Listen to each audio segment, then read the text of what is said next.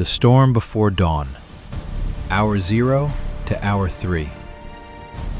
The wind screams across the Zagros Mountains like the voice of something ancient and furious. It's the kind of wind that reshapes landscapes, that drives animals into their deepest burrows, that makes even the strongest hunters reconsider their plans.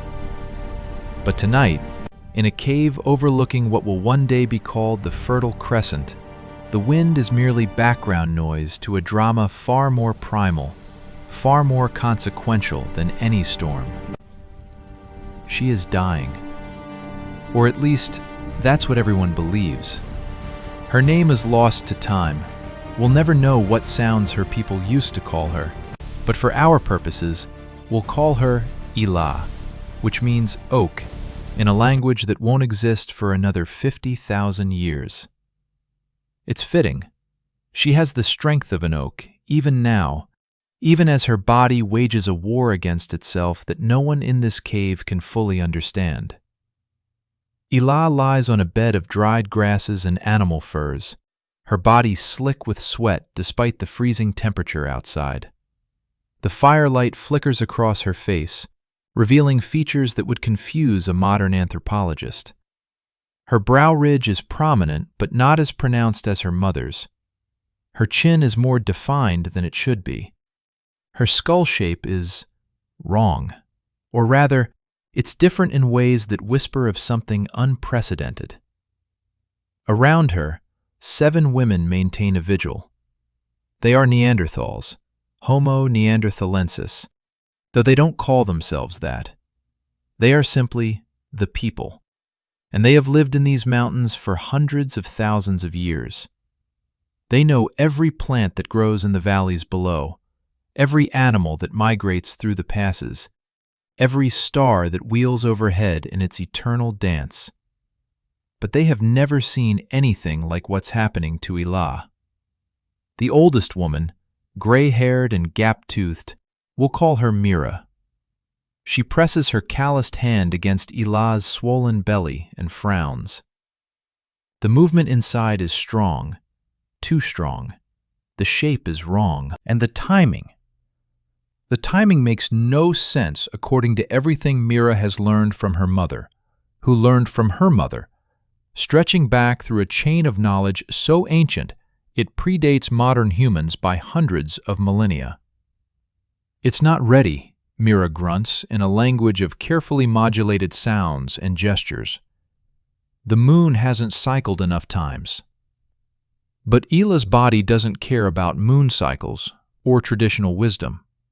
Something unprecedented is happening inside her, something that will echo through every human alive today, 60,000 years later. Her womb contains a child that shouldn't exist, a genetic impossibility that somehow found a way to be possible. 3 days earlier, Ila had been helping the other women gather pine nuts in the valley. She'd moved slowly, her belly enormous, but she'd insisted on contributing. The Neanderthals didn't coddle pregnant women. Everyone worked until they couldn't. But then the pains had started. Not the normal tightening she'd felt for weeks, but something sharper, more insistent. By the time they'd gotten her back to the cave, she could barely walk. Now, as the storm howls and the fire casts dancing shadows on the cave walls, Ila lets out a sound that chills everyone present. It's not quite a scream, more like a wounded animal's cry, raw and primal. Her fingernails dig into the packed earth floor, leaving gouges that will fossilize and confuse archaeologists millennia from now. Outside the main chamber, separated by a curtain of sewn hides, the men wait. Among them stands the father, though that word doesn't quite capture the complexity of what he is. We'll call him Kale. He paces back and forth with an agitation unusual for his kind. Neanderthals are typically stoic, patient, adapted to waiting out storms and migrations and seasons. But Kale has something driving him that his companions don't fully understand. He's different. They've always known he was different. Kale is taller than the others, his limbs slightly longer in proportion to his torso.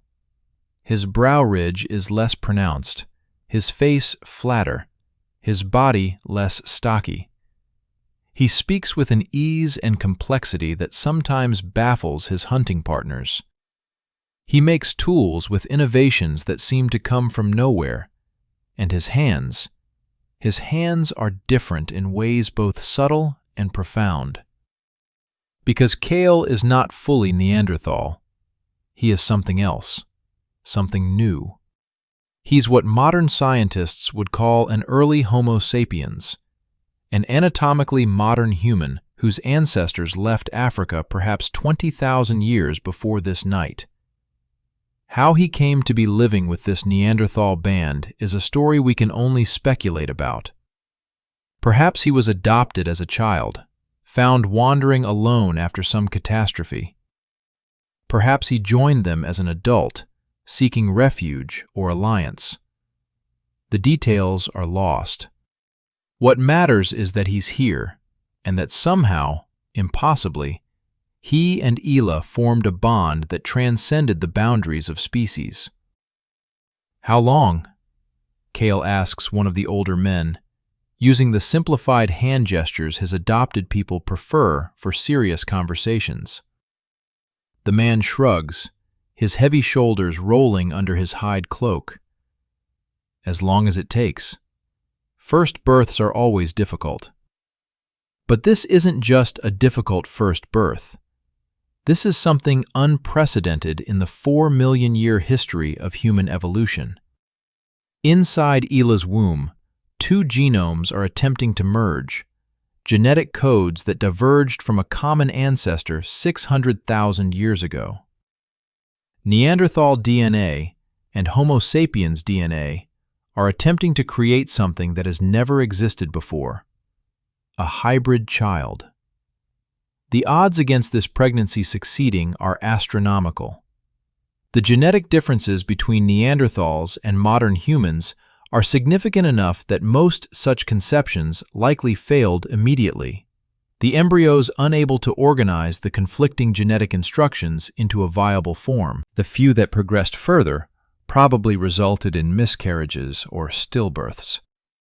Evolution is a harsh editor, and it doesn't easily permit such dramatic rewrites. But somehow, through chance, through biology we're only beginning to understand, through the sheer, improbable persistence of life, this pregnancy has progressed to term. Almost. Inside the birthing chamber, Ela's contractions are becoming more frequent, more intense. Mira has delivered dozens of babies in her long life, but she's never felt anything like this. The contractions are erratic, unpredictable. It's as if Ela's body and the child within are locked in a struggle, each operating on different evolutionary blueprints. "Water!" Ela gasps, and one of the younger women brings a leather bladder filled with snowmelt. Ela drinks deeply, water running down her chin, mixing with sweat and tears. The night deepens. Hour 1 becomes hour 2, becomes hour 3. The storm outside intensifies, as if nature itself is responding to the momentous event occurring in this small cave. Lightning illuminates the entrance, throwing everything into stark relief for frozen moments. The worried faces of the women, the heaving form of Ela, the shadows that dance like spirits of ancestors watching from beyond. In the modern era, we know that roughly 2% of non-African human DNA comes from Neanderthals. 2%. It seems like such a small number, almost negligible. But that 2% represents thousands of genes, influencing everything from our immune systems to our susceptibility to certain diseases, from our skin tone to how our bodies process fat. That 2% entered our genome through moments exactly like this one, through births that succeeded against all odds, through children who survived and grew and reproduced, carrying forward their mixed heritage. But someone had to be first. Ela screams again, and this time the sound carries a different quality. Not just pain, but transition, the point of no return. Mira positions herself between Ela's legs, her experienced hands ready. The other women crowd closer, forming a circle of support that their kind has formed for millennia. "It comes," Mira announces, her voice carrying both excitement and fear.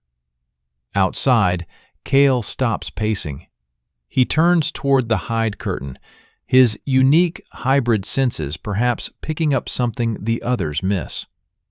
In his chest, his heart, beating with a rhythm slightly faster than his Neanderthal companions, accelerates further. 23 chromosomes from Ela, 23 chromosomes from Kale, 46 total, attempting to merge two evolutionary lineages that nature had separated for 600,000 years. The mathematical simplicity belies the biological complexity. Every gene must find its proper place. Every protein must fold correctly. Every cellular process must coordinate despite having instructions written in two different evolutionary dialects. It shouldn't work. By all rights, it shouldn't work. But life has a way of finding paths through impossible barriers. Life persists. Life adapts. Life, occasionally, creates miracles. Ela bears down with all her considerable strength, every muscle in her robust Neanderthal frame engaging in the effort. The firelight gleams on her sweat-soaked skin. The women around her chant in their complex language of sounds and gestures, offering encouragement and invoking the spirits of successful births past. And somewhere in that cave, in that moment, between hour 3 and hour 4 of this longest night, the future of humanity hangs in the balance. What happens in the next 21 hours will determine whether this child lives or dies, whether this unprecedented genetic merger succeeds or fails, whether the future humans, us, 60,000 years later, will carry Neanderthal genes in our bodies, or whether this particular branch of the evolutionary tree will wither and die. The storm rages. The fire crackles. Ela pushes, and time itself seems to hold its breath, waiting. The crown of life, hour 4 to hour 7. The crown appears first. Mira's weathered hands, which have caught countless babies across 5 decades of life, suddenly freeze. Her eyes widen in the flickering firelight, and for a moment, just a brief, suspended moment, she forgets to breathe. "By the old stones," she whispers, using an oath that references the ancient markers her people have maintained for longer than memory. The head, the shape. The other women lean closer, their faces registering a mixture of awe and concern. What they're seeing doesn't match their extensive collective knowledge of birth. The skull crowning between Ela's legs is wrong in ways they can't quite articulate. Not deformed, that they would recognize immediately, but different. The proportions aren't what they expect. The shape whispers of something foreign, something other. Ela, beyond coherent thought now, operating purely on biological imperative, pushes with a force that seems to come from somewhere deeper than muscle and bone. Her vocal cords produce a sound that carries across millennia, the primal scream of every mother who has ever brought life into an uncertain world. The head emerges fully. Then, in the way of difficult births throughout history, everything seems to pause. The baby's shoulders are caught, and Mira must make decisions based on instinct and experience, her thick fingers working with surprising delicacy to guide one shoulder, then the other, through the birth canal. "One more," Mira commands, her voice steady despite her racing heart. "One more push, daughter. Give us everything." Ela does. With a final, shuddering effort that leaves her gasping and spent, she pushes the child from her body into the waiting hands of the oldest midwife in the clan. For 3 heartbeats, nobody moves. Nobody breathes. The storm outside seems to pause mid-gust. The baby is silent. Its skin is covered in vernix and blood, its eyes sealed shut, its tiny fists clenched. It hangs limply in Mira's experienced hands, and in that terrible silence, every woman in the cave feels the cold touch of death's possibility. Then Mira does what midwives have done since the dawn of time. She turns the baby upside down and strikes its back with swift, precise blows. Once, twice, 3 times. On the 4th strike, the baby gasps. The small chest inflates. The mouth opens. And then comes the sound that announces life triumphant over all odds. The thin, wavering cry of a newborn. The women erupt in exclamations of relief and joy. Even Mira, stoic Mira, who has seen everything, blinks rapidly as her eyes water. She turns the baby upright, supporting the wobbly head, and quickly examines what they've brought into the world. A boy. Small, smaller than typical Neanderthal babies, but perfectly formed. 10 fingers, 10 toes, all parts present and properly arranged. But as Mira cleans him with practiced efficiency, using soft leather and warm water, she catalogues the differences that her experienced eyes can detect. The head is rounder than it should be, less elongated front to back, more globular. The limbs are slightly longer in proportion to the torso. The fingers are slender, almost delicate, compared to the robust digits of typical Neanderthal infants. The brow ridges are present but subtle, barely pronounced. And the face, once cleaned, has a flatness to it that echoes Kale's features more than Ela's. The father's mark is strong, one of the younger women observes, her tone neutral, but her eyes curious. Mira grunts non-committally. She's tying off the umbilical cord with sinew, her movements automatic after thousands of repetitions. She cuts the cord with a flake of razor-sharp obsidian, severing the physical connection between mother and child. The boy, humanity's first known hybrid, is now an independent organism, breathing air, beginning the long process of living. She wraps him in the softest rabbit fur they possess and places him on Ela's chest. Ela, exhausted beyond description, nevertheless summons the strength to curl her arms around the bundle. Her eyes, bloodshot and weary, focus on the tiny face. For a long moment, she simply stares, and something profound passes across her features, something that transcends species, that reaches back to the first mammals who cared for their young, that connects forward to every mother who will ever look at her newborn in wonder and terror and overwhelming love. "He lives," she whispers, her voice hoarse from screaming. "He lives," Mira confirms, though privately she wonders for how long. The birth was hard. The child is small, and there's something about him, something she can't quite name, that feels both miraculous and precarious. Outside, Cale hears the baby's cry and lurches toward the hide curtain. One of the older men grabs his arm, stopping him. "Not yet," the man says firmly. "The women will call when it's time." Cale's frustration is evident, but he respects the customs of his adopted people. Birth is women's territory, governed by traditions older than mountains. Men wait. Men support from distance. Men do not intrude on the mysteries of creation.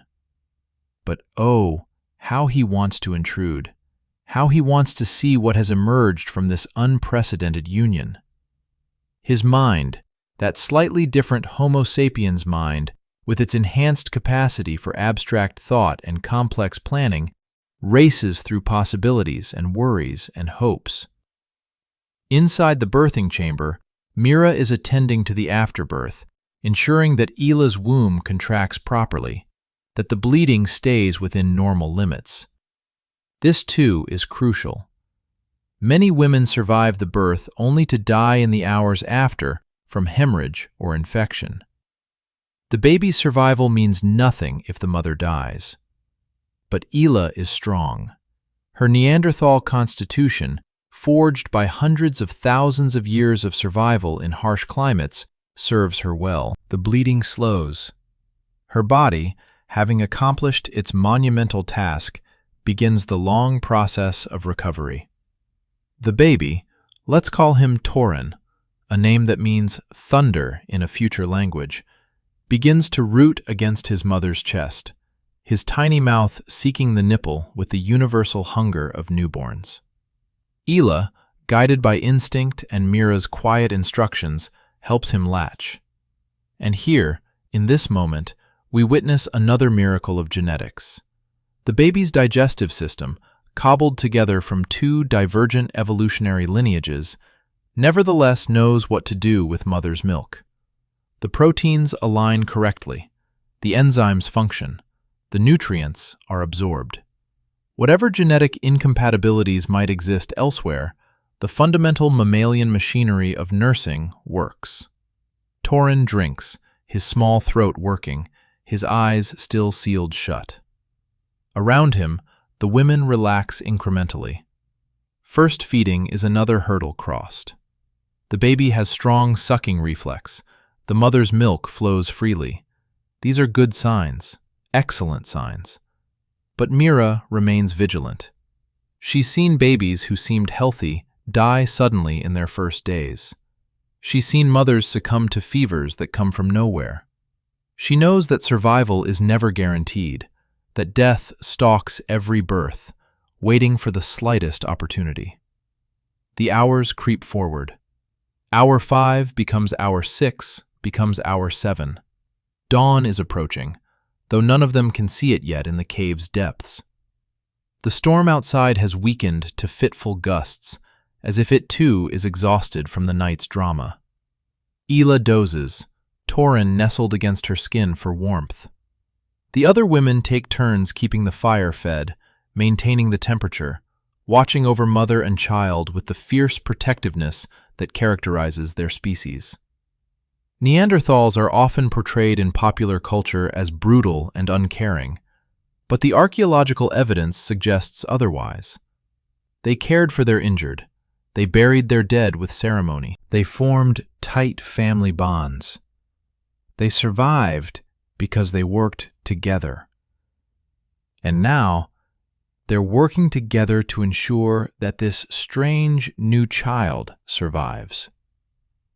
But what none of them can know, what won't be understood for 60,000 years, is the genetic war being waged inside Toren's every cell. His genome is a battlefield where two evolutionary strategies are negotiating their differences in real time. Neanderthal genes that code for cold adaptation are attempting to coexist with Homo sapiens genes optimized for the African heat. Immune system genes from both lineages are trying to coordinate their responses. Brain development genes are following two different architectural blueprints simultaneously. It's chaos at the molecular level, and the fact that it's working at all is nothing short of miraculous. Some of these genetic conflicts will resolve smoothly. Some will create weaknesses, vulnerabilities that might kill Toren in childhood, or reduce his fertility, or make him susceptible to diseases. But some, crucially some, will create hybrid vigor, combinations that are actually superior to either parent's pure lineage. New immune responses, enhanced cognitive abilities, adaptations that will prove their worth as modern humans spread across the globe. But that's the future. Right now, in hour 7 of this day that's changing humanity, Toren is simply a baby. Warm, fed, sleeping against his mother's chest while the fire crackles and the storm dies, and the first gray light of dawn begins to seep into the cave's entrance. Mira finally signals to the men that they can enter. The hide curtain is pulled aside, and Kale rushes in, his long legs covering the distance in 3 strides.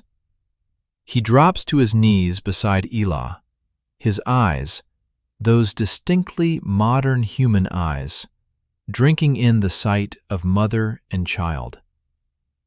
"A son," Elah says, her voice weak but proud. "Strong, like his father." Kale reaches out with one trembling hand to touch the baby's head, his fingers tracing the unfamiliar contours of the skull. His face, that flatter, more modern face, contorts with emotions that his Neanderthal family members can read but not fully understand. He's experiencing something beyond their typical range of emotional expression, something that hints at the enhanced capacity for complex feeling that characterizes Homo sapiens. "He's perfect," Kale whispers in his slightly different voice, with his slightly different vocal apparatus that allows for sounds the Neanderthals struggle to produce. The other men crowd into the chamber, keeping respectful distance but curious about this new member of their band. They can all see that the baby is different, that he carries his father's strangeness. But he's also family. He's one of them, and Neanderthals take care of their own. Outside, the sun finally breaks over the Zagros Mountains, sending shafts of golden light through the cave entrance. The storm has passed completely now, leaving the world washed clean and crystalline. Eagles wheel in the clear sky. Somewhere in the valley below, a herd of aurochs, massive wild cattle, begins its daily grazing. Life continues. The world turns. And in a cave that will crumble to dust long before the first cities rise, a baby that shouldn't exist yawns, stretches his tiny hybrid fingers, and settles deeper into sleep. 7 hours down, 17 to go. The hard part, everyone assumes, is over. They have no idea how wrong they are. The fever comes. Hour 8 to hour 11. The celebration is brief, as celebrations must be among people who live always on the edge of survival. The men bring food, strips of dried ibex meat, a paste made from ground nuts and berries, bone marrow still warm from the morning fire. Elah eats mechanically, her body demanding fuel to replace what the birth has taken from her. Around her, the band members take turns looking at the baby, making the soft, clicking sounds that Neanderthals use to soothe infants, touching his tiny hands with their massive fingers. Kale sits close, his hand never leaving Elah's shoulder. In the growing morning light, the differences in his build are even more apparent. Where the Neanderthal men are compact and powerfully built, barrel-chested with thick bones designed to withstand the rigors of Ice Age existence, Kale is lean and tall, his limbs adapted for endurance rather than raw strength. His face, catching the dawn light, shows the flatter features that will one day dominate the human species: minimal brow ridge, prominent chin, high forehead. But right now, those differences don't matter. Right now, he's simply a father watching his son sleep. The baby, Toren, has fed twice more since dawn, each time latching strongly and drinking deeply. Good signs, Mira thinks. The boy has appetite. That's half the battle with newborns. Many don't eat well in their first hours, and those are the ones who fade quickly. But as hour 8 slides into hour 9, Mira notices something that makes her weathered face crease with concern. She reaches out to touch Toren's forehead, then Ila's, comparing temperatures with the practiced assessment of someone who has spent a lifetime diagnosing through touch. "The child is warm," she says quietly to the woman beside her. "It's the furs," the woman suggests. "Too many layers." Mira unwraps one layer of rabbit fur, then another. But the baby's skin still radiates heat like a stone that's been sitting in the sun. Not dangerously hot, not yet, but warmer than a newborn should be. "Ila," Mira says, keeping her voice carefully neutral. "How do you feel?" Ila's eyes are closed, her breathing steady. "Tired," she murmurs. "So tired."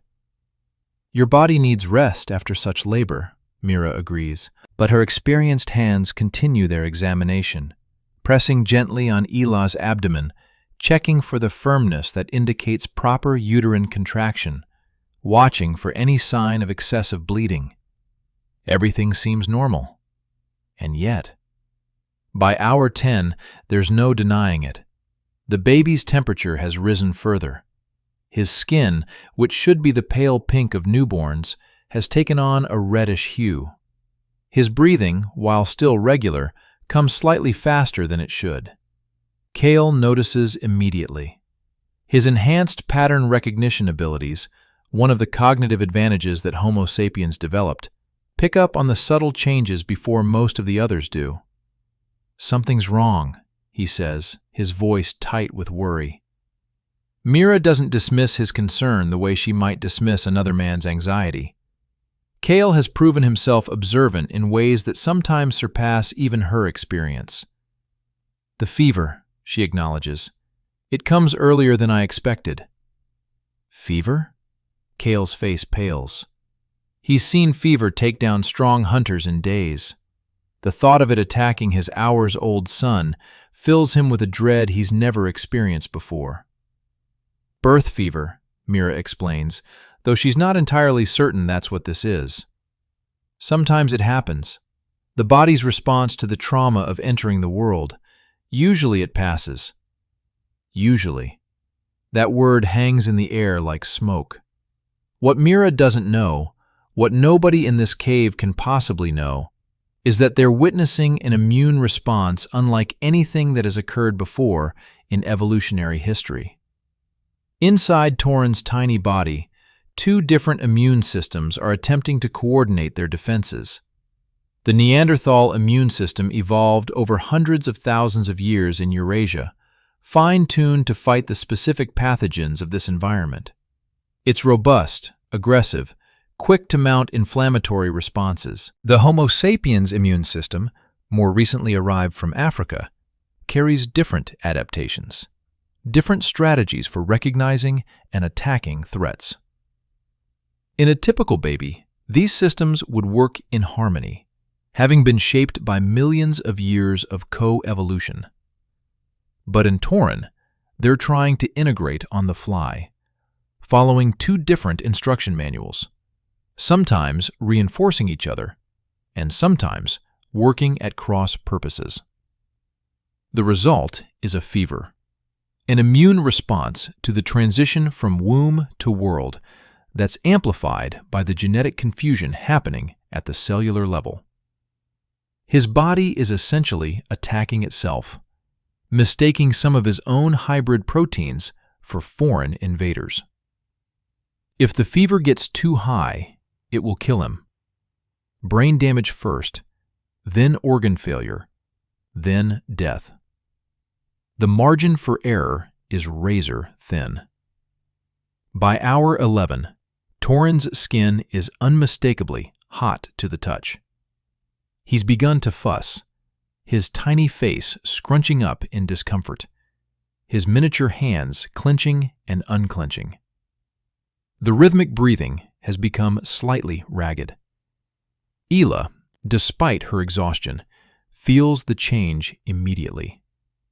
That ancient maternal instinct, older than either species, older than primates, stretching back to the first mammals who nursed their young in the shadow of dinosaurs, sends alarm signals through her nervous system. "He's burning," she whispers, her voice cracking. The women gather closer, their previous celebration evaporating into focused concern. This is the other side of birth. The knowledge that bringing life into the world is never guaranteed. That death stalks every beginning. Mira's mind races through her extensive pharmacopoeia of natural remedies. Willow bark for fever, but the baby is too young to swallow anything beyond milk. Cool water compresses, yes, that might help. And certain herbs whose steam might ease the breathing. "Bring snow from outside," she commands one of the younger women. "And the dried meadowsweet from my bundle. We need to cool him slowly, not shock him." The women move with practiced efficiency, each knowing their role. This isn't the first sick baby they've tended, though it may be the strangest. Kale hovers uselessly, his modern human instinct to do something, to fix things, to solve problems, running up against the reality that there's nothing he can do. Birth and sickness are women's domains. His role is to wait and worry.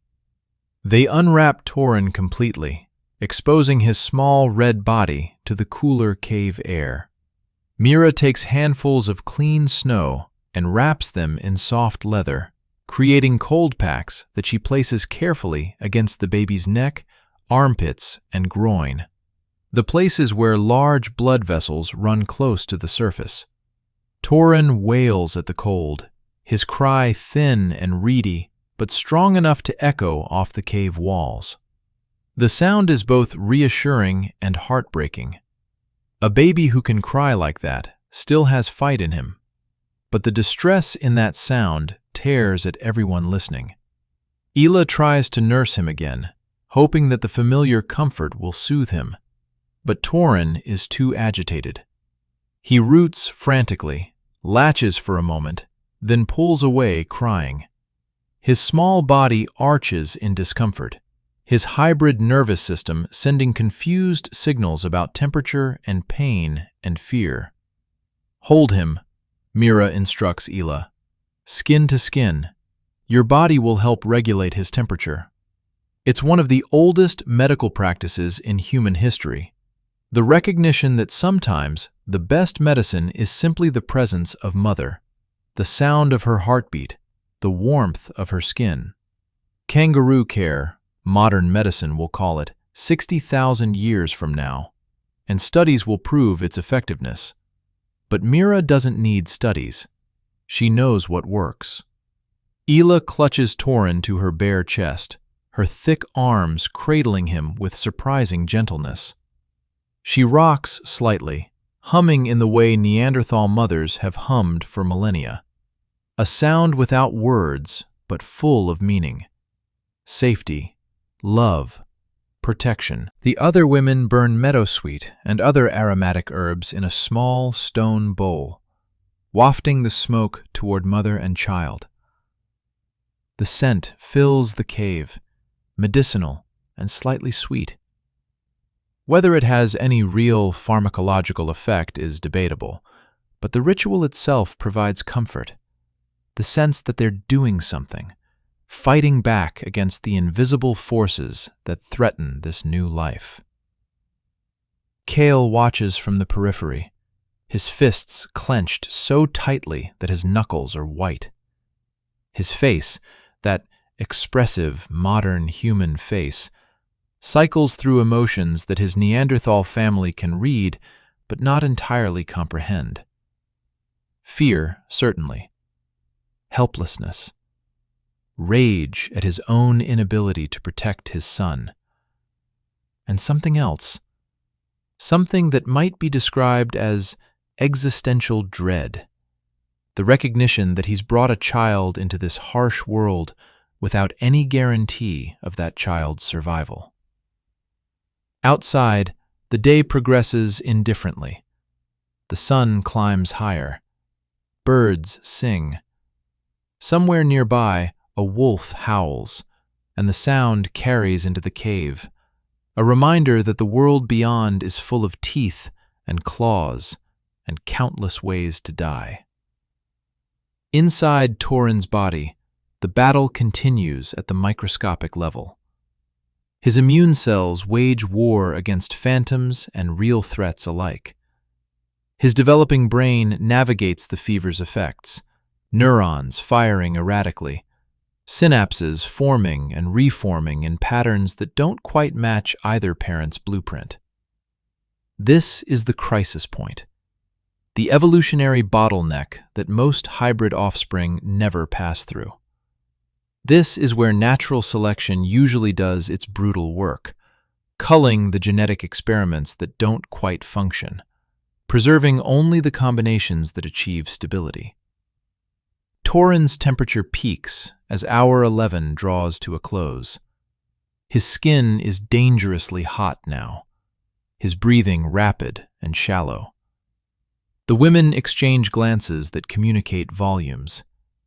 They've seen this before. This moment when a fever tips from dangerous to deadly. They know what usually comes next. Mira places her hand on Elah's shoulder, a gesture of support and preparation. She doesn't say the words, doesn't need to. Everyone in the cave understands that they might lose this child before the day is out. Elah's response is to hold Toren tighter, as if she can physically prevent death from taking him through sheer force of will. Tears stream down her face. And yes, Neanderthals cried. They grieved. They felt loss as deeply as any human. But her humming never stops.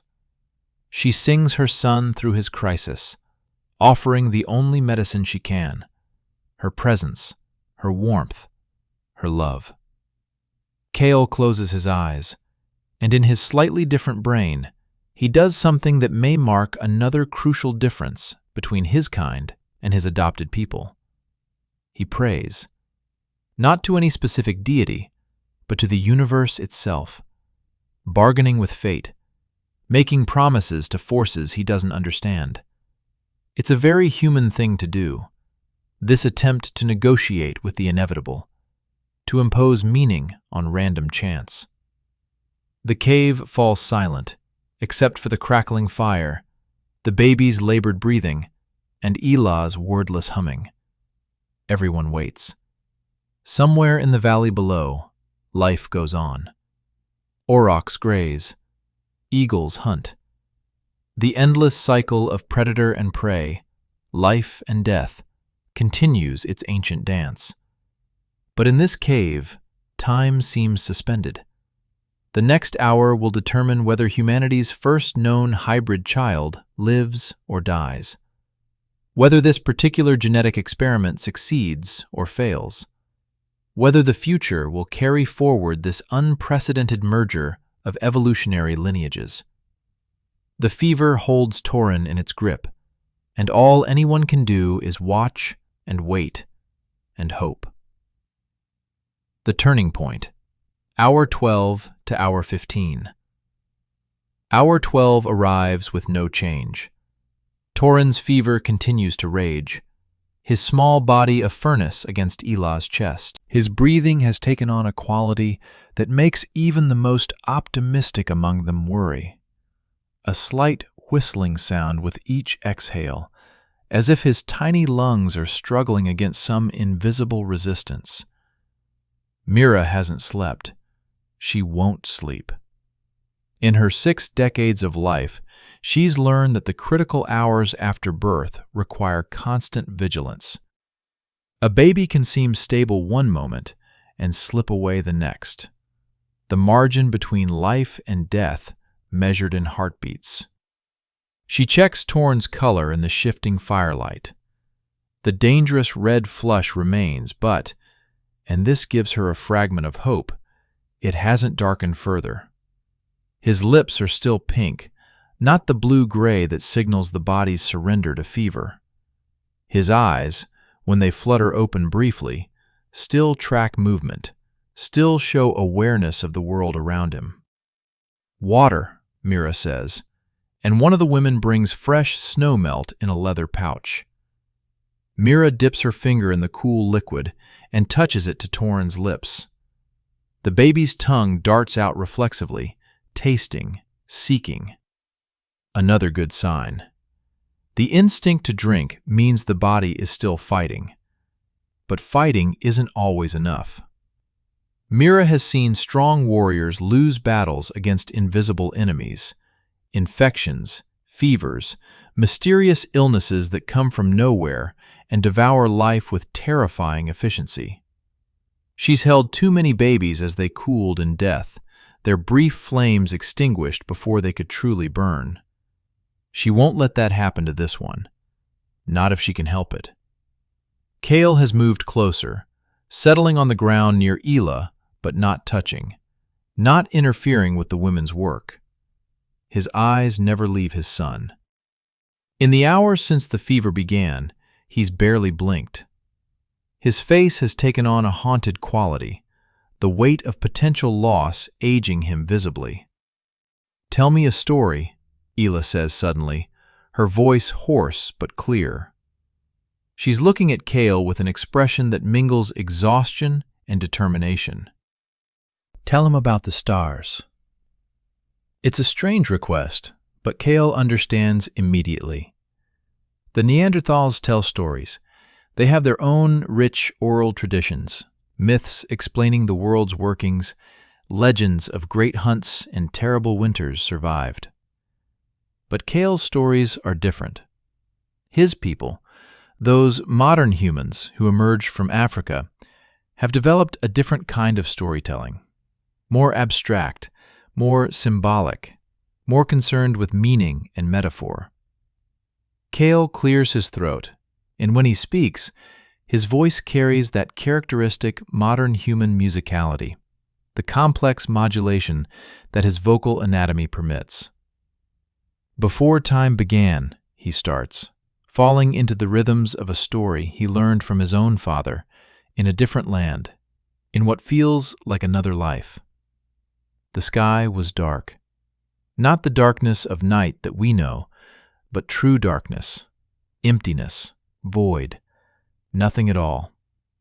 And the first beings were lonely in that darkness, so they decided to create light. The other Neanderthals listen with half attention, more focused on the baby than the tale. But something in Kale's voice is soothing. The cadence, the flow, the way he paints pictures with words. It's different from their own storytelling, strange but not unpleasant. They gathered all the fires that had ever burned and all the fires that would ever burn, and they threw them into the sky. And each fire became a star, a light in the darkness, so that no one would ever be truly alone again. Toren stirs against Ela's chest, his small face turning toward Kale's voice. His breathing, while still labored, seems to settle slightly into the rhythm of the words. Mira notices this and makes a small gesture. Continue.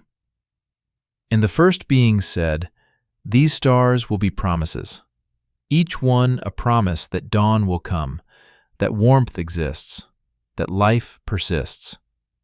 And they scattered the stars across the entire sky, so many that no one could ever count them all. And they said, "When you are lost, look to the stars. When you are afraid, remember the light. When you think you are alone, know that countless fires burn for you."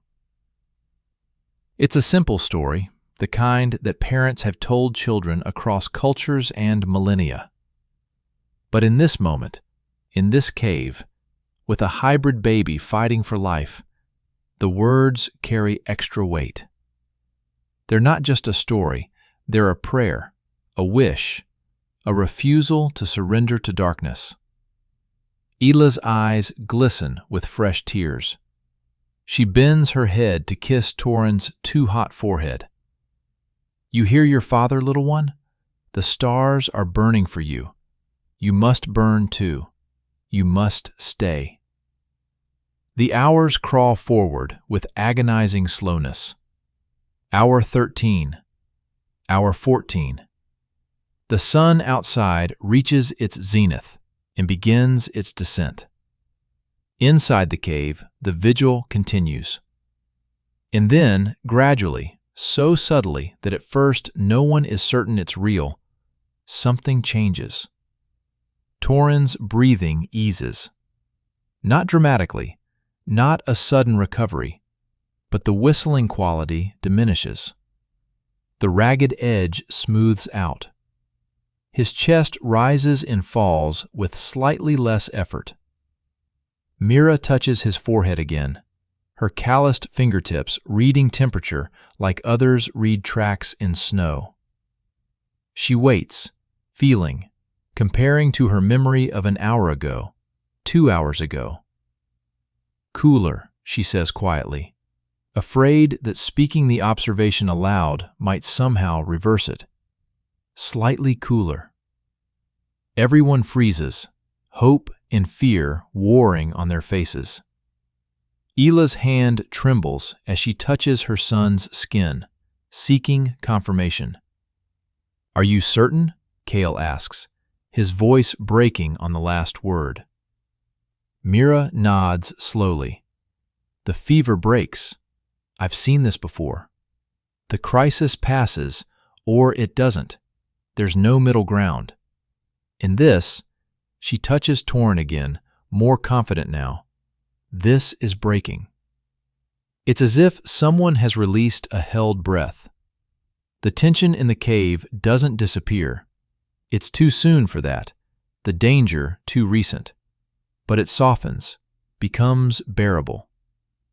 What's happening inside Toren's body is a kind of biological treaty. His immune system, both immune systems, the Neanderthal and the Homo sapiens components, are finding their equilibrium.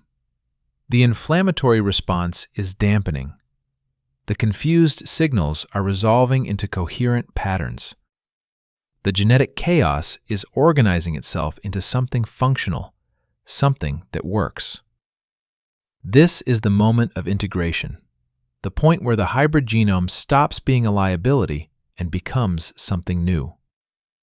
Not Neanderthal, not Homo sapiens, but both and neither. A merger of two lineages that will prove remarkably successful. But that success is only visible in retrospect, from 60,000 years in the future. Right now, in hour 15 of this momentous day, it simply looks like a baby who might survive. Toren opens his eyes fully for the first time since the fever began. They're dark, impossible to tell their final color yet, and they fix on Ela's face with the unfocused but intentional gaze of newborns. His small mouth works, and Ela, reading his cue, helps him latch onto her breast. This time, he feeds properly. His sucking is strong, rhythmic, purposeful. The room fills with the small sounds of nursing, the soft gulps, the satisfied sighs. It's a sound that transcends species, that speaks of life continuing, of survival against odds. The women begin to relax, their postures loosening, their faces showing the first genuine smiles since the fever started. They've witnessed a miracle, though they don't think of it in those terms. To them, this is simply how things sometimes go. Sometimes babies die, sometimes they live, and all you can do is fight for them and hope. Mira finally allows herself to sit back, her spine cracking audibly. She's exhausted, the weight of responsibility temporarily lifted. The baby will need watching for days yet. Fevers can return, other complications can arise, but the immediate crisis has passed. Kale reaches out, and this time, Ela doesn't discourage him. His hand covers both hers and Toren's head, creating a bridge between them, a family unit connected by touch. His face, when he looks at his son, shows an expression that's difficult to describe. Wonder and relief and fierce protective love all mixed together. "He fought," Kale says quietly, "like his mother, like his people." And there it is, the plural, his people. Not Kale's people or Ela's people, but theirs together. Toren belongs to both lineages, carries both legacies. He's a bridge between worlds, a genetic ambassador from one evolutionary branch to another. The women begin to busy themselves with normal tasks, the rituals of care after crisis. Fresh furs are brought to make Ela more comfortable. Food is prepared, more substantial now, to help her regain strength. The fire is built up, filling the cave with warmth and light. Outside, the afternoon sun slants through the cave entrance, painting everything in shades of amber and gold. The storm of last night seems like a distant memory. The world has continued turning, indifferent to the small drama playing out in this mountain cave. But small dramas have a way of echoing through time. This baby, fighting his fever in hour 15 of his first day of life, carries in his cells the genetic material that will spread through the human population. In 60,000 years, billions of people will carry fragments of his Neanderthal grandmother's genome, never knowing the story of how that DNA entered the modern human lineage. They'll never know about Ela's strength, her 30-hour labor, her determination to bring her hybrid child into the world. They'll never know about Mira's skilled hands and vast knowledge of healing. They'll never know about Kale's otherworldly stories and his modern human capacity for abstract thought. But the DNA remembers. Genes are history, written in chemical code, and the history they preserve is one of species boundaries crossed, of evolutionary lineages merged, of love and survival, and the fierce determination of life to persist. Toren's temperature continues to drop throughout hour 15, settling into the normal range for a newborn. His skin loses its dangerous red color, fading to healthy pink. His breathing deepens and steadies, and most importantly, he stays latched to his mother's breast, drinking deeply, building the strength he'll need for whatever comes next. Because the day isn't over yet. 9 hours remain. 9 more hours of vulnerability, of potential complications, of the countless small things that can go wrong with a newborn. The band can't celebrate yet, can't let down their guard, but they can hope. And hope, for a species that survives by persistence and adaptation, is no small thing. Mira allows herself a small smile as she watches mother and child. The odds were against this baby from the moment of conception. The genetic incompatibilities should have prevented fertilization entirely. Failing that, they should have caused early miscarriage.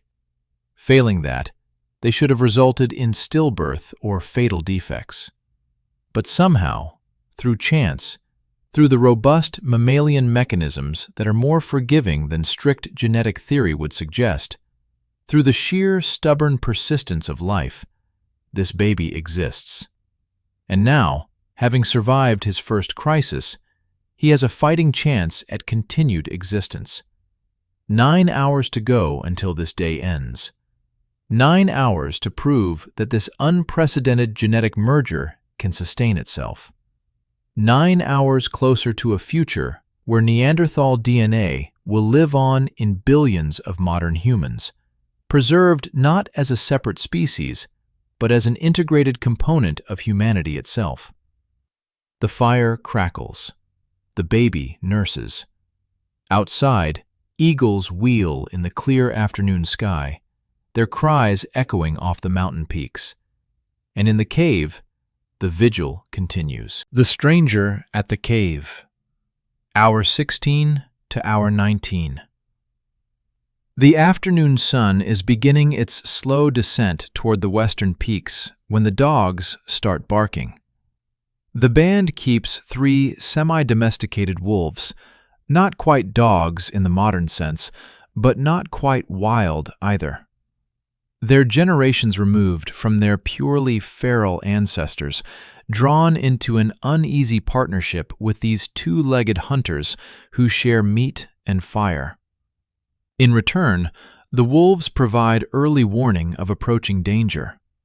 And right now, they're providing warning. Their barking echoes off the canyon walls, sharp and insistent. Not the playful yapping they make when wrestling with each other, but the deep, aggressive alarm bark that signals intruders. The adult males of the band immediately grab their weapons, spears tipped with carefully napped stone points, wooden clubs hardened in fire, the tools that have kept their people alive for countless generations. Kale is among them, his longer legs carrying him quickly to the cave entrance despite having barely rested. His spear, crafted with subtle improvements that reflect his different technological traditions, is gripped in his right hand. His enhanced visual acuity scans the valley below, seeking movement, seeking threat. "There," one of the Neanderthal men grunts, pointing with his thick finger. Climbing the narrow path that leads to their cave is a figure. Even at this distance, even in the slanting afternoon light, it's clear that this is not one of their band. The posture is wrong, the gait is wrong, and most tellingly, the build is wrong. Too tall, too lean, too much like Kale. "Another like you," the Neanderthal man observes, his tone carefully neutral. In the 3 years since Kale joined their band, they've encountered other Homo sapiens only twice, both times resulting in tense standoffs that could have turned violent but didn't, thanks to careful diplomacy and mutual wariness. Kale's jaw tightens. His kind are spreading through this region, moving out of Africa and the Levant, exploring new territories. It was only a matter of time before more showed up. But the timing couldn't be worse. Ela exhausted. The baby barely passed his crisis. The band's defenses weakened by the night's drama. "He carries no weapon visible," another man notes. This is important. Among both Neanderthals and modern humans, approaching another band's territory with weapons openly displayed is an act of either challenge or extreme foolishness. "Could be hidden," Kale mutters. His experience with his own kind has taught him caution. Homo sapiens are capable of deception in ways that the more straightforward Neanderthals sometimes struggle to anticipate. His people can smile while plotting harm, can speak friendship while planning betrayal. It's not that Neanderthals can't lie, they can, but the complexity and layers of social manipulation that Homo sapiens developed as their brains rewired for enhanced social cognition sometimes baffles their evolutionary cousins. The figure draws closer, and details emerge. Male, definitely. Young, perhaps 20 summers, maybe 25. His skin is darker than Kale's, suggesting more recent African ancestry. He's carrying what appears to be a bundle wrapped in hide, and his hands are raised in the universal gesture of peace.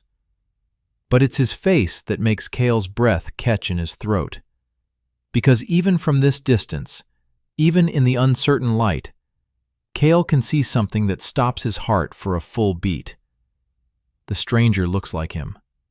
Not identical, humans are rarely identical, but similar in ways that speak of shared ancestry, shared origins. The same general facial structure, the same body proportions, the same way of moving through the world. It's like looking at a brother Cale didn't know he had. The Neanderthal men form a defensive line at the cave entrance, spears ready but not raised. Their body language communicates clear messages. Approach slowly. Show no aggression. Understand that you are outnumbered and on our territory. The stranger stops about 30 paces away, well outside spear range. He carefully sets down his bundle and spreads his arms wide, turning slowly to show he carries no weapons. Then he speaks, and his voice, that distinctly Homo sapiens voice with its complex modulation, carries clearly in the mountain air.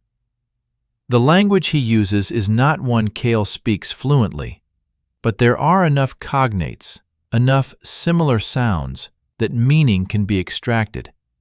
Something about peace, something about seeking shelter, something about having traveled far. Cale steps forward, past the line of Neanderthal defenders. They let him. This is, after all, his kind, his people, his problem to solve. He responds in his own language, knowing some meaning will cross the linguistic divide. "Why do you come here?" The stranger's face lights up with relief at hearing words he can partially understand. He responds, gesturing as he speaks, his hands painting pictures in the air that transcend language barriers. He's alone, separated from his band 3 days ago during a hunt gone wrong. A cave bear attacked, scattered them, killed 2 before they could drive it off. In the chaos, he ran the wrong direction, and by the time he realized his mistake, he couldn't find his way back. He's been surviving on berries and insects, sleeping in shallow overhangs, desperately seeking other humans. The story has the ring of truth, but Cale remains cautious. "You can't stay," he says. "We have our own troubles. Go around.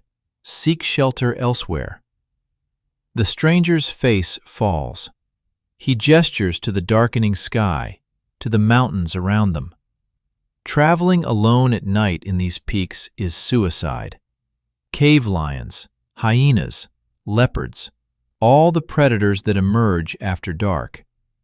He's asking for one night, just one night of safety by a fire, and he'll leave at dawn. Behind Cale, the Neanderthal men mutter among themselves in their complex language of sounds and gestures. They're not heartless. Their culture includes strong traditions of hospitality and mutual aid. But they're also protective of their territory, their resources, their women. "He's young and alone," one of them observes. "Not a threat." "Or pretending not to be," another counters. Cale is torn. On one level, he understands the strategic danger of allowing an unknown male into their living space when they're vulnerable. On another level, this stranger represents something Cale has been missing desperately since he joined the Neanderthal band. Connection with his own kind. Someone who thinks like him, speaks like him, sees the world through similar eyes. The decision is ultimately made by Mira, who emerges from the cave with the authority that only a matriarch can wield. She studies the stranger with eyes that have evaluated thousands of situations across 6 decades of life. "He may stay," she announces, "near the fire, but outside the main cave. We watch him through the night.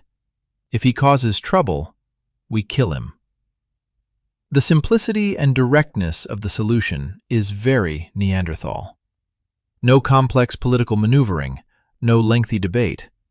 Assessment, decision, action, clear consequences. The stranger seems to understand the gist even without catching every word. He nods eagerly, his relief palpable. Kale gestures for him to approach, and the young Homo sapiens carefully picks up his bundle and walks forward with exaggerated slowness, every movement telegraphing non-aggression. Up close, the similarities to Kale are even more striking. The flat face, the prominent chin, the high forehead, these are the markers of their kind. But there are also differences. This stranger's nose is broader, his lips fuller, his skin several shades darker. The diversity of early Homo sapiens, adapted to various African environments before their global expansion, is written on his features. "I am Darien," the stranger says slowly, touching his chest. "Kale," Kale responds, mirroring the gesture. They don't embrace or touch beyond that initial identification. Modern humans have more complex notions of personal space and stranger danger than Neanderthals, whose smaller bands and more limited encounters with outsiders created different social protocols. Darien is led to a spot near the cave entrance, where a smaller fire is built for him. He's given water and a small portion of dried meat, enough to sustain life but not enough to deplete the band's carefully managed reserves. The Neanderthal men settle around him in a loose circle, not threatening but clearly watchful. Inside the main cave, Ela has been listening to the commotion with growing anxiety. A stranger, another like Kale, appearing on this of all days. The timing feels ominous, though she's not sure why. "Is he dangerous?" she asks Mira, her arms unconsciously tightening around Toren. "All strangers are potentially dangerous," Mira replies pragmatically, "but he's alone and outnumbered. If he's wise, he'll cause no trouble." Kale moves between the two fires, divided between his new family and this unexpected connection to his past. At the outer fire, Darien speaks in his flowing Homo sapiens dialect, and Kale finds himself responding despite his caution. The words feel different in his mouth, more familiar, more natural than the simplified speech he uses with the Neanderthals. "You live with them?" Darien asks, gesturing toward the cave with evident surprise. "The others? The stocky ones?" Kale bristles at the dismissive tone. "They are my people now. They took me in when I had nothing. The woman who just bore my child is one of them." Darien's eyebrows shoot up. "You bred with one?" The disgust in his voice is subtle but unmistakable. Kale feels anger flare in his chest. Anger and something else, something protective. "Yes, I have a son, born this morning." "Does it live?" The question is clinical, curious, devoid of empathy. "He lives," Kale says coldly, "and you will speak of him with respect." Darien raises his hands in a placating gesture. "No offense meant. It's just, I've heard stories of our kind mixing with theirs. I've heard the children are weak, deformed, that they die quickly." "Well, you heard wrong." But even as Kale says it, he feels a flicker of doubt. Toren survived the fever, yes, but barely. Is the stranger right? Are hybrid children inherently weaker? Will his son face a lifetime of health problems, caught between two species, fully belonging to neither? These thoughts spiral through his enhanced capacity for worry and abstract thinking, another gift and curse of his Homo sapiens brain. He can imagine futures that haven't happened, can torture himself with possibilities that may never materialize. Inside the cave, Toren has finished nursing and drifted into sleep. His temperature remains normal, his breathing easy. He looks like any healthy newborn, peaceful in his mother's arms. The fever that almost killed him has left no visible scars, though what damage it might have done internally, only time will tell. Ela watches the firelight play across his tiny face and tries not to think about the stranger's arrival as an omen. Her people are not generally superstitious. Their understanding of the world is largely practical and empirical. But everyone has moments of magical thinking, especially in times of stress. Hour 17 passes into hour 18. Outside, true dusk begins to settle over the mountains. The temperature drops rapidly, as it always does in these elevations. Darian huddles closer to his fire, grateful for the warmth, while the Neanderthal men maintain their vigil. Kale returns to Ela's side, settling next to her, his hand finding hers in the dimness. How is he? Sleeping, eating, living. She pauses, then asks the question that's been gnawing at her. What did the stranger say about our son? Kale hesitates. He could lie, could spare her the doubt. But their relationship is built on honesty, on the sometimes painful truth that crosses the species divide. He's heard that hybrid children are weak, that they often die. Ela absorbs this without visible reaction. Then, and yet ours lives. He fought the fever. He is strong, like both his parents. Yes, Kale agrees, wanting desperately to believe it. Then the stranger's stories are wrong, Ela says with the simple finality that Kale has come to love about her people. Problem identified, evidence evaluated, conclusion reached. No endless second-guessing, no spiraling anxiety about unknowable futures. But Kale can't help himself. His brain, wired for complex scenario planning, plays out possibility after possibility. What if Toren is weaker? What if he can't keep up with the other children? What if other bands reject him for being different? What if? What if? What if? Stop, Ela says quietly, reading his face with the empathy that transcends species differences. You make yourself sick with worrying about things that haven't happened. Our son is alive. Today, that's enough. She's right, of course, but telling a Homo sapiens brain to stop worrying about the future is like telling the wind to stop blowing. It's simply what they do, what their enhanced cognitive abilities enable and curse them with. Outside, full darkness has fallen. The stars emerge one by one, those same stars that Kale told stories about during the fever crisis. They wheel overhead in their ancient patterns, indifferent to the small dramas of the creatures below. Darian has fallen asleep by his fire, exhausted from his days alone in the wilderness. The Neanderthal men continue their watch, patient and stoic. Inside the cave, the women settle into the routines of evening, maintaining the fire, preparing beds, caring for the baby who has already proven more resilient than anyone expected. Hour 19 arrives, and with it a curious sense of anticlimax. The great crisis has passed. The fever broke. The baby lives. An unexpected visitor arrived but posed no immediate threat. After the drama of the morning, the evening feels almost ordinary. But ordinariness, Mira knows, is a blessing.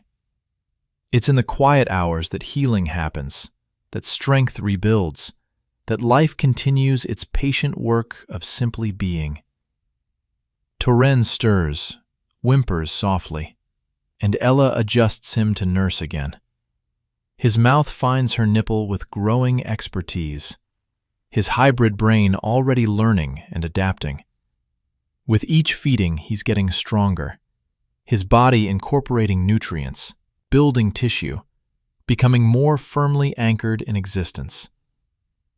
5 hours remain in this day that has changed humanity.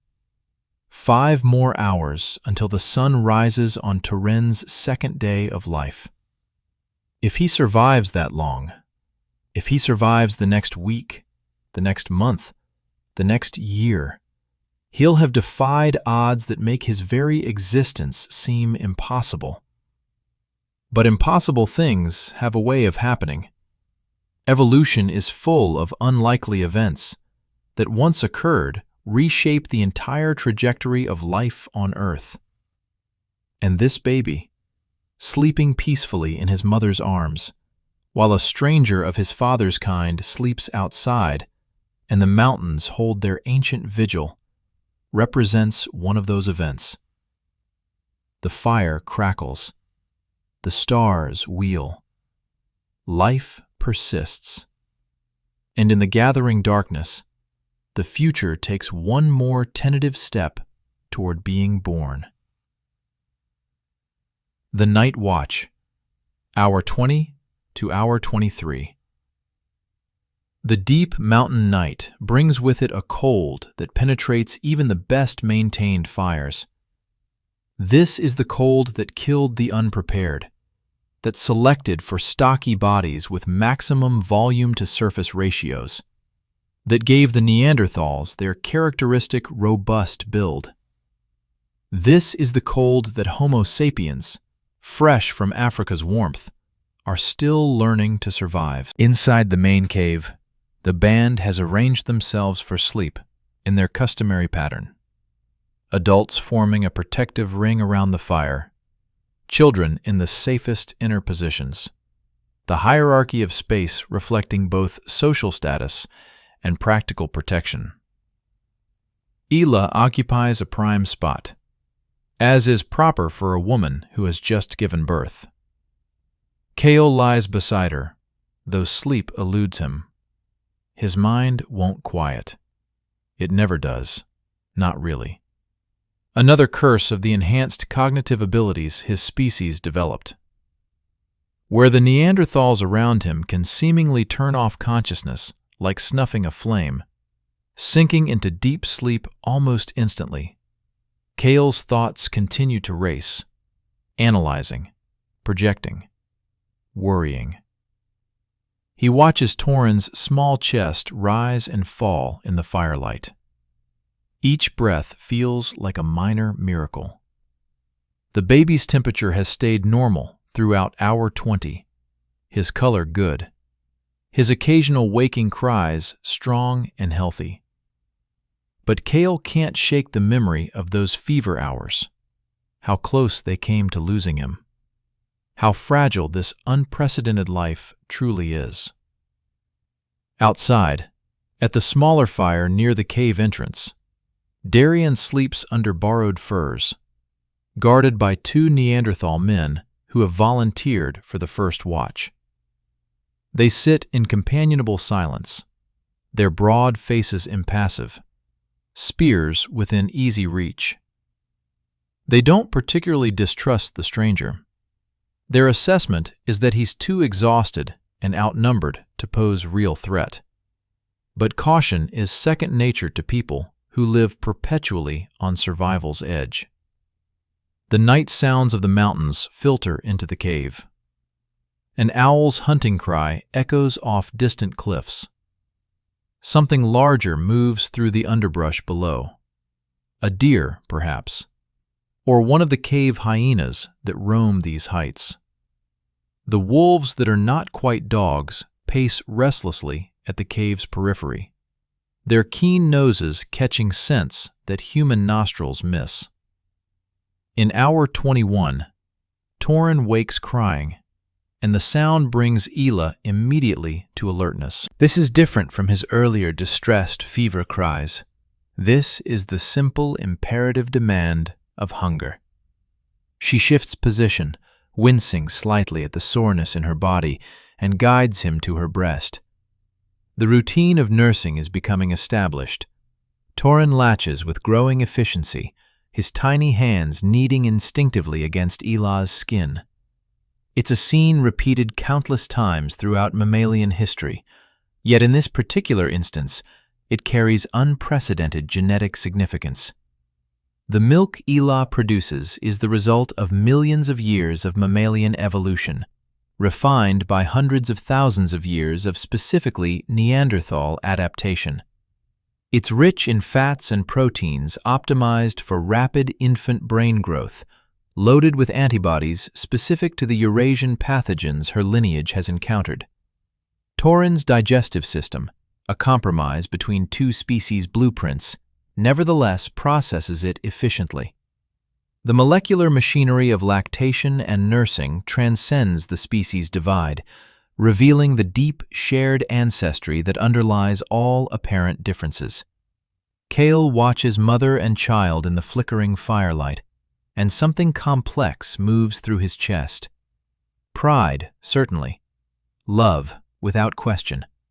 But also something more abstract, a sense that he's witnessing something historically significant, even if he lacks the framework to articulate exactly what. He doesn't know, can't know, that this moment is being repeated in other caves, other valleys, other mountain ranges across Eurasia. Other Homo sapiens men are encountering Neanderthal women, forming bonds, creating hybrid offspring. It's not common. The two species generally avoid each other, competition for resources and mutual wariness keeping them separate, but it happens often enough.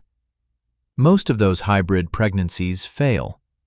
Most of the babies that do get born die quickly, their genetic incompatibilities proving too severe. But some survive. A handful, scattered across thousands of years and thousands of miles, make it through childhood, grow to adulthood, reproduce in turn. And through those rare successes, Neanderthal DNA enters the modern human genome, piggybacks its way into the future, ensures that the Neanderthal lineage doesn't truly go extinct, but rather gets absorbed, integrated, preserved in fragmentary form across billions of future humans. But that's the long view, the perspective of deep time. Right now, in hour 22 of this particular day, the perspective is much more immediate. One baby, one night, one moment at a time. Mira rises from her sleeping spot. She hasn't truly slept either, her maternal instincts keeping her attuned to any change in the baby's condition. She approaches Ela and runs through the checks that midwives have performed since the profession emerged. Feel for fever, watch the nursing, assess the mother's bleeding and pain level, ensure that nothing is developing that could suddenly turn deadly. "He's well," she pronounces finally. The danger time passes. I've seen enough newborns to know. Those who survive the first day usually survive the first week. Usually. That word again. That acknowledgement that nothing is guaranteed, that death always hovers close to new life. But usually is better than nothing, better than the desperate uncertainty of the fever hours. Outside, the watch changes. Two fresh Neanderthal men replace the first pair, who shuffle into the cave to claim their sleeping spots. The new guards settle by the outer fire, adding wood to keep it burning strong. One of them prods Darien with his foot, not roughly, but firmly enough to rouse him. Stay visible. The Neanderthal communicates through a combination of gestures and simple words. Don't move toward the cave, understand? Darien, still groggy, nods his understanding. He wraps his borrowed furs tighter and tries to settle back into sleep. But the cold and the unfamiliar surroundings keep him in that liminal space between waking and dreaming. His thoughts drift to his own band, somewhere out there in the night. Are they searching for him? Or have they assumed him dead, killed by the cave bear or the mountain's countless other dangers? The pain of separation gnaws at him. Homo sapiens form tight social bonds, their enhanced social cognition creating relationships of depth and complexity that are both their greatest strength and their profound vulnerability. He thinks about Kale's situation, living with the Neanderthals, producing offspring with them. The idea still disturbs him on some visceral level. Not moral disgust, exactly. His people don't have rigid taboos about mating outside the group, but something more aesthetic, a sense of wrongness that he can't quite articulate. The Neanderthals are people, clearly. They speak, they think, they use tools, they care for their young. But they're different in ways that Darien's enhanced pattern recognition abilities can't help but catalog. The way they move, solid and powerful but somehow heavy. The way they speak, complex but lacking the melodic flow of Homo sapiens language. The way they think, practical and present-focused, seemingly without the capacity for the kind of abstract speculation that Darien's kind engage in constantly. Are they lesser? That's the question that lurks beneath his discomfort. Are they a step down on some evolutionary ladder? His observations suggest they're simpler, more straightforward, less capable of the kind of sophisticated thinking that Homo sapiens excel at. But then he remembers Mira's examination of the baby. Swift, expert, more thorough than anything Darien could perform. He remembers the efficiency with which the Neanderthal men built the outer fire, their intimate knowledge of which woods burn hottest, how to arrange stones for maximum heat retention. He remembers their tracking skills that allowed them to find this cave, their tool-making that produces spear points of breathtaking workmanship. Different, certainly, but lesser? The question becomes murkier the more he considers it. Inside the cave, hour 23 arrives. Toren has finished nursing and fallen back into sleep, his small body warm and relaxed against Ila's chest. The crisis has truly passed now. Everyone can feel it, the collective anxiety draining away like water from cupped hands. Kale finally allows himself to relax slightly, his body sinking into the furs beneath him. His hand finds Ila's free hand, their fingers intertwining in the darkness. This simple gesture of affection transcends the species boundary.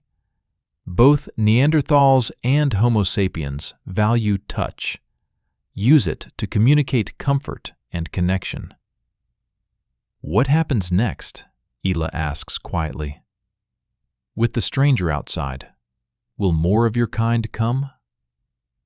It's a prescient question, more prescient than she knows.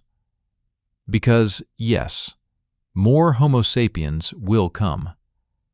They're spreading across Eurasia with the inexorable patience of a rising tide, moving into territories the Neanderthals have occupied for hundreds of thousands of years. Not invading exactly, there are no armies, no organized conquest, but expanding, exploring, settling in new regions. Probably, Kale admits. My people are restless, always moving, always seeking new places. And when they come in numbers, what happens to us, to our son? Kale doesn't have an answer.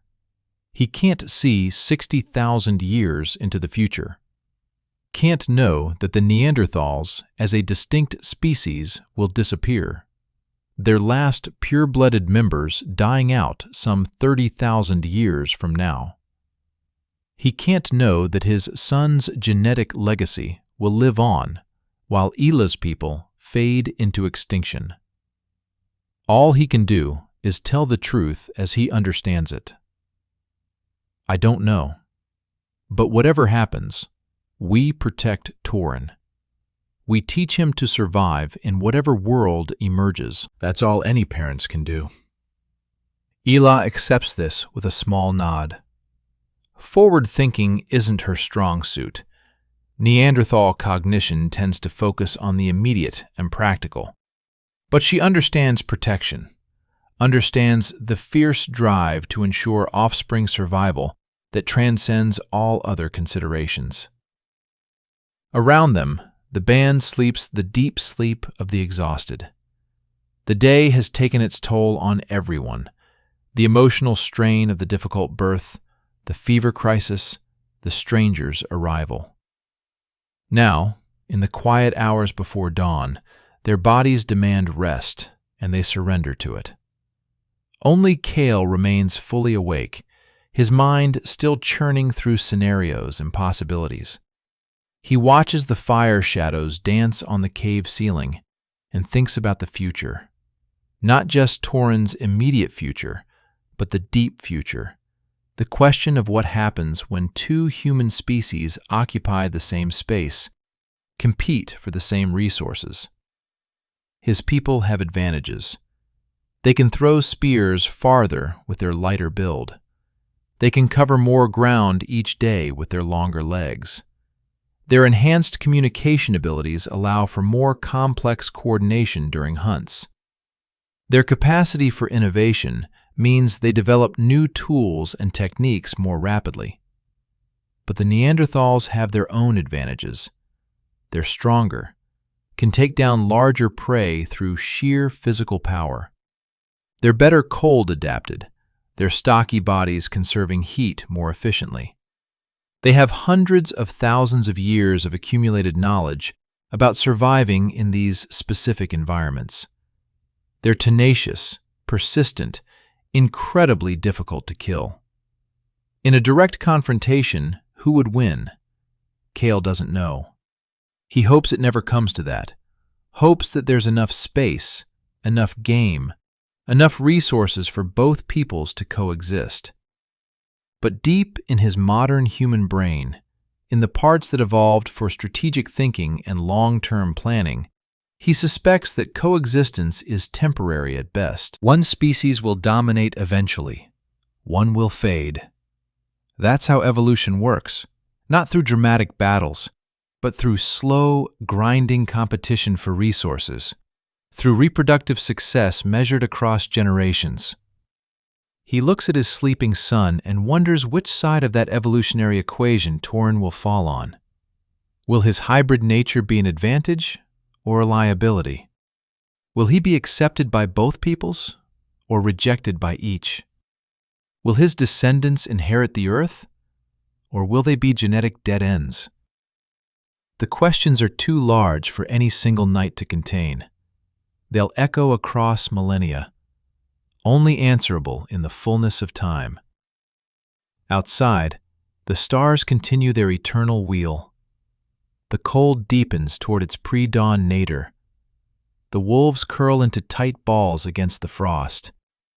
Darien sleeps fitfully by his dying fire, guarded by Neanderthals who remain alert despite the late hour. And in the cave, Toren breathes, his hybrid chest rising and falling with perfect biological rhythm, each breath a small defiance of the odds against his existence, each heartbeat pushing blood through veins that carry the genetic legacy of two human lineages. One more hour remains in this day. One more hour until dawn breaks on Toren's second day of life. One more hour of the 24 that changed humanity. The night holds its breath, waiting for morning. Dawn's promise. Hour 24 and beyond. The first gray light of dawn comes not as a sudden illumination, but as a gradual dissolution of darkness. It seeps into the cave entrance like water finding its level, touching first the outer fire where Darien sleeps, then creeping toward the main chamber where the band has passed the night. Kale, who never truly slept, sees it first. He's been watching the cave mouth for what feels like hours. His Homo sapiens eyes, slightly better adapted for color discrimination and detail recognition than his Neanderthal companions, picking up the subtle shift from black to charcoal to ash gray. 24 hours. A complete rotation of the Earth, though Kale doesn't conceptualize it in those terms. One full cycle of the sun, from dawn yesterday to dawn today. One complete day in Toren's life, the first of what might be many, or might be tragically few. The baby still sleeps, pressed against Elah's warmth, his breathing steady and unlabored. His skin maintains its healthy pink color. His small hands, unclenched in sleep, show no sign of the tension that gripped them during the fever. To all observable evidence, he's a normal, healthy newborn who happens to carry an unprecedented genetic heritage. Around the cave, the band begins to stir. Neanderthals wake as they do everything else, efficiently, with minimal transition between sleep and alertness. One moment unconscious, the next fully aware, ready to respond to threat or opportunity. It's an adaptation born of hundreds of thousands of years living in dangerous territory where predators don't respect the vulnerability of sleep. Mira rises first among the women, her joints audibly protesting the cold and the hard ground. 6 decades of life have left their mark, but she moves with practiced ease toward the fire, adding wood to coax it back to full life. The flames catch and grow, pushing back the dawn chill, filling the cave with warmth and dancing light. She approaches Ela and Toren, conducting her morning assessment with hands that have performed this ritual thousands of times. Temperature check, normal. Color, good. Breathing, easy. The mother's condition, tired but recovering well.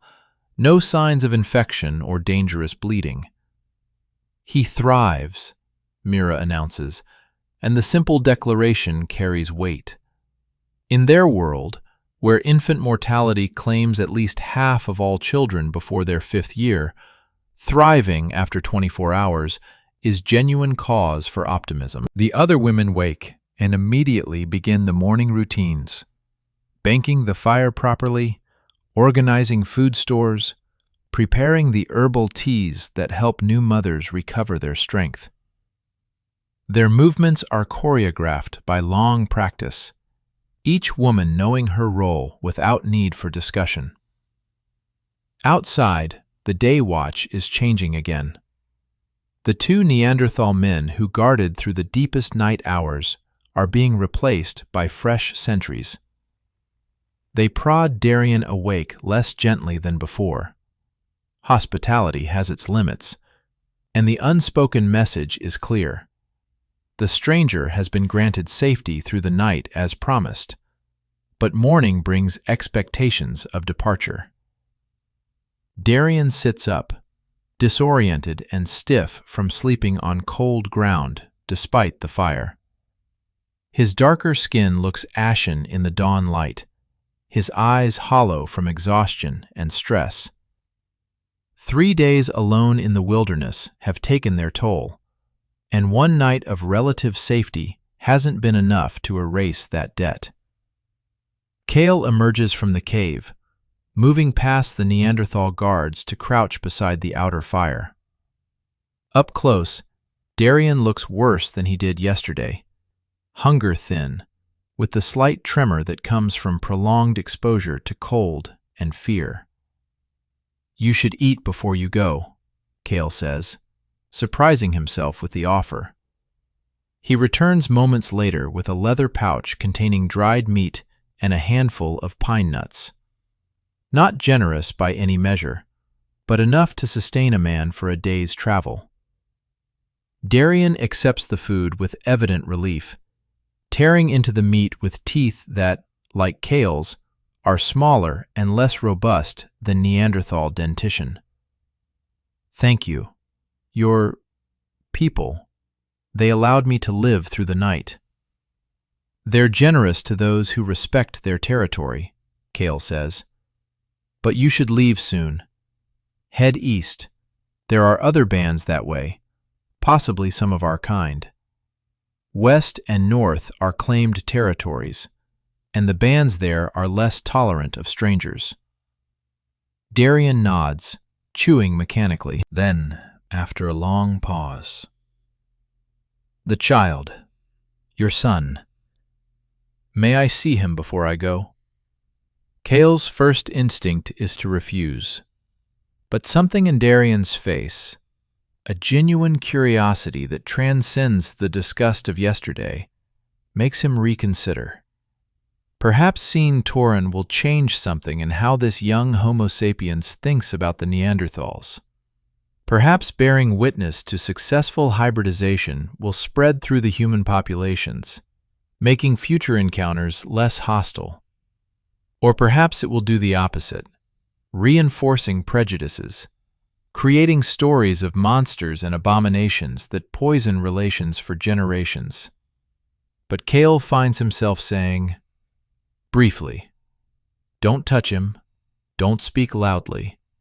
The mother is protective." They enter the cave together, Kale leading, Darien following with visible nervousness.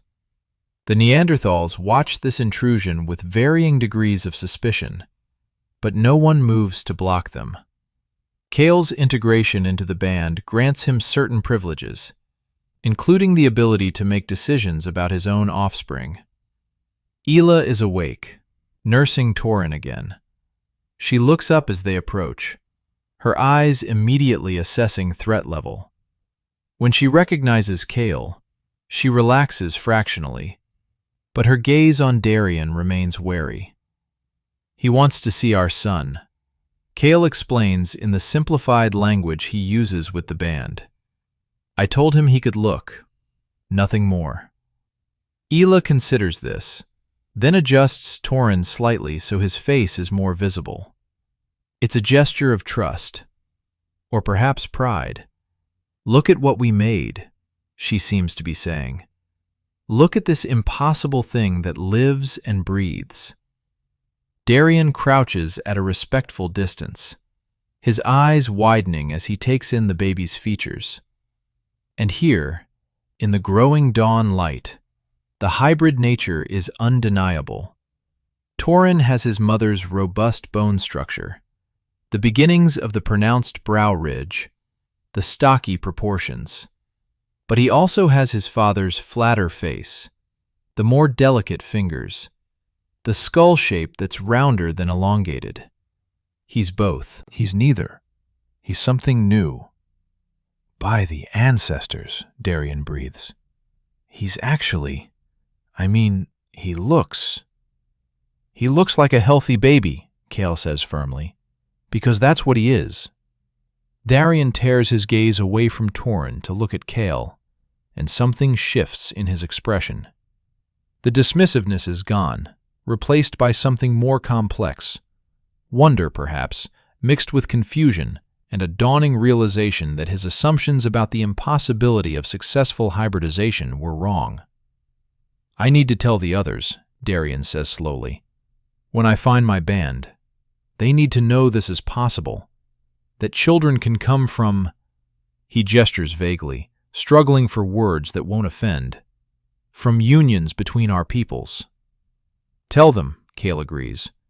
"Tell them also that such children deserve respect, deserve to live, deserve to be judged by their character and strength, not by their mixed heritage." It's an ambitious hope, perhaps naive. The tribal instinct to reject outsiders, to view difference as threat, runs deep in both species.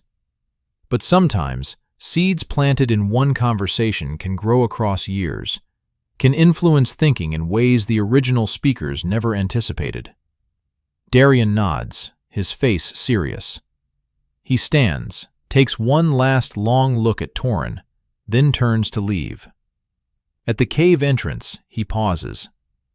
"What will you name him?" he calls back. "For the stories I'll tell, they'll want to know his name." Kale glances at Ela, who has been following this exchange with partial comprehension. They haven't formally named their son yet. Neanderthal naming customs typically wait until the child has survived at least a full moon cycle, though individuals acquire informal names much earlier. "Toren," Kale says, making the decision in that moment. His name is Toren. It means thunder in a language that doesn't exist yet. Tell them that. Tell them about the baby named Thunder, who lived when he shouldn't have, who bridged two worlds with every breath. Darien commits this to memory. His kind are good at that, their enhanced verbal memory allowing them to preserve complex narratives across retellings. Then he's gone, descending the mountain path as the sun finally breaks over the eastern peaks, flooding the valley with golden light. Inside the cave, life continues. Toren finishes nursing and is passed to Mira, who performs the morning cleaning rituals, checking for any signs of infection around the umbilical stump, ensuring all bodily functions are operating correctly, examining the fontanelles and reflexes with experienced hands. "Strong," she pronounces again. "Stronger than he looks. He has his mother's constitution beneath his father's appearance." Ela accepts her son back, settling him against her shoulder, where he immediately begins the rooting behavior that indicates he's still hungry. She laughs, a surprisingly light sound from such a robust woman, and adjusts him to her other breast.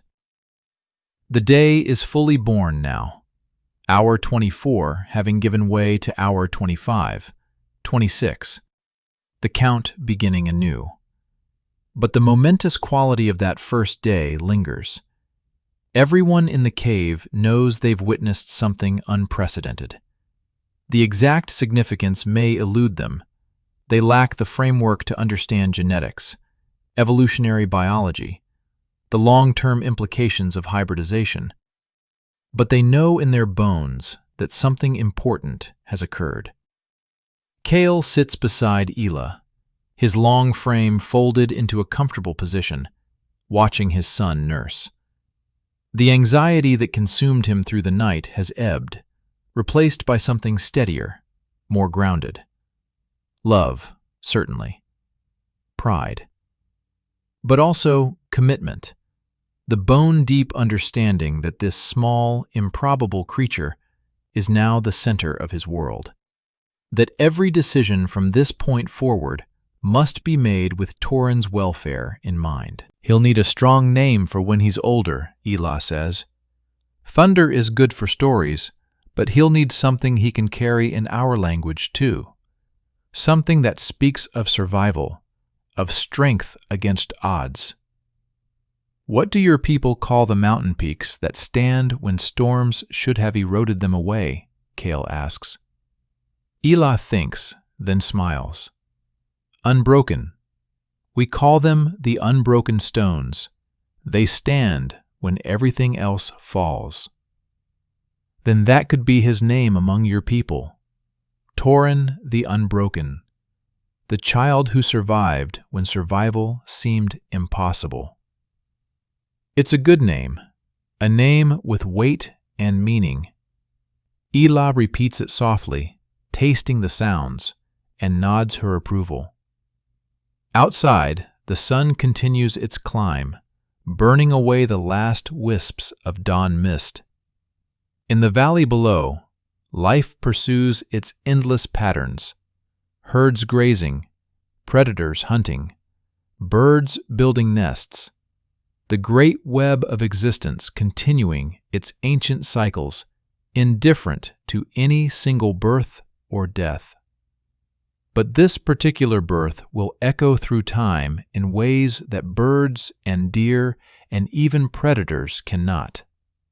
Toren's DNA, that unprecedented mixture of Neanderthal and Homo sapiens genetic material, will propagate forward through the generations. Not perfectly, not completely, but in fragments, in pieces, in the 2% that will eventually reside in billions of future humans. Some of Ela's genes will make it to the present day. Her cold-adapted variants that help process vitamin D in northern climates. Her immune system genes that provide resistance to certain pathogens. Her genes for hair texture, skin pigmentation, even subtle aspects of cranial structure. All preserved, all carried forward by descendants who will never know her name, will never hear her story, but will nevertheless carry her legacy in every cell of their bodies. And Kale's genes too, of course, the modern human variants that will eventually dominate, that will spread across every continent, that will build civilizations and write literature and split atoms and reach for the stars. His lineage will swallow hers, will become the primary thread, but it will do so while carrying pieces of her, ensuring that the Neanderthals never truly go extinct, but merely merge, integrate, become part of the greater human story. But that's 60,000 years away. Right now, in this cave, on this morning after the longest night, the scope is much smaller and somehow more profound. One baby, alive against odds. One mother, recovering from labor. One father, watching over them both. One band of Neanderthals, accepting this strange hybrid child as one of their own. Mira approaches with a bowl of herbal tea for Ela, something to restore strength, to encourage milk production, to fight potential infection. She's prepared this same mixture for countless new mothers, a recipe passed down through so many generations that its origins are lost in time. "Drink," she commands, and Ela obeys, making a face at the bitter taste, but recognizing its necessity. Toren has fallen asleep again, his small belly full, his needs met, his hybrid body processing nutrients and building strength for whatever challenges lie ahead. His face in sleep is peaceful, unmarked by any awareness of his unprecedented nature. He's simply a baby, doing what babies do, eating, sleeping, growing, living. Kale reaches out to touch one tiny hand, and Toren's fingers reflexively curl around his father's much larger digit. It's an automatic response, present in human infants from both species, an adaptation that once helped babies cling to their mother's fur before clothing and carrying became the norm. But in this moment, it feels like more than reflex. It feels like connection, like promise, like the beginning of a relationship that will shape both their lives. "He'll need to learn both worlds," Kale says quietly. "Your ways and mine. The practical wisdom of your people and the whatever it is that makes my kind different. He'll need all of it to survive." "Then we'll teach him," Ela replies, with that characteristic Neanderthal straightforwardness. "What else would we do? He's our son.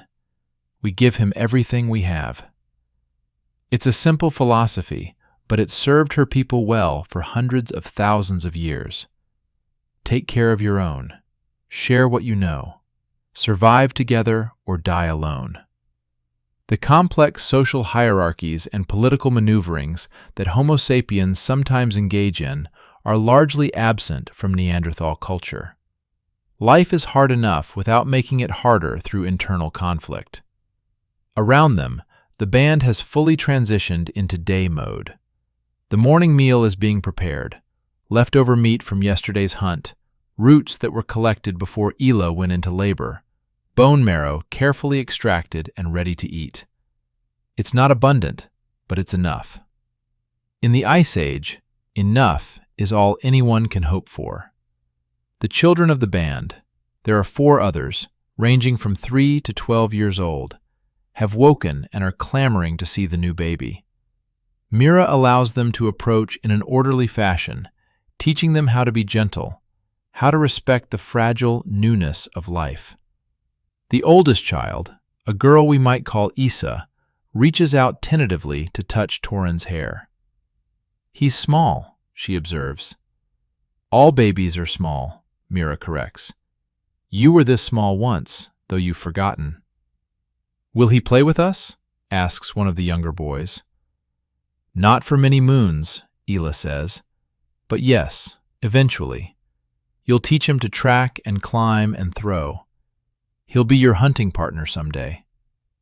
The children accept this with the matter-of-fact attitude that characterizes their upbringing.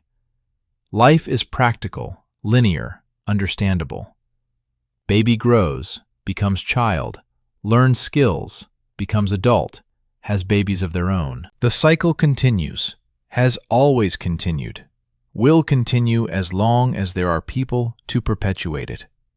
They don't know, cannot know, that their way of life has perhaps 20,000 years remaining before the last pure Neanderthals disappear from the earth. They don't know that children like Toren, hybrid children, represent a genetic bridge between their people and the Homo sapiens who are slowly, inexorably spreading across Eurasia. All they know is that there's a new baby in the band, slightly strange-looking, but clearly healthy, and that in a few years he'll join their games and eventually their hunts, becoming one more member of the group that survives through cooperation and mutual support. The sun climbs higher. The morning warms from frigid to merely cold. Somewhere in the valley, a hunting party from the band prepares to set out. Life doesn't pause for birth.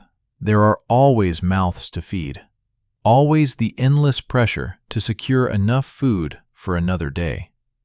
Kale volunteers to join the hunt, despite having not slept. He needs to move, to do something productive, to channel the nervous energy that still thrums through his system. Ela understands and releases him with a touch to his hand, a gesture that communicates trust and connection without words. As Kale prepares his weapons and joins the other hunters, he takes one last look back at the cave entrance. Inside, barely visible in the morning shadows, Ela sits with Toren, surrounded by the protective presence of the band's women and children. It's a scene that has repeated countless times throughout human history. The mother and newborn, the community that sustains them, the eternal cycle of life continuing despite all obstacles.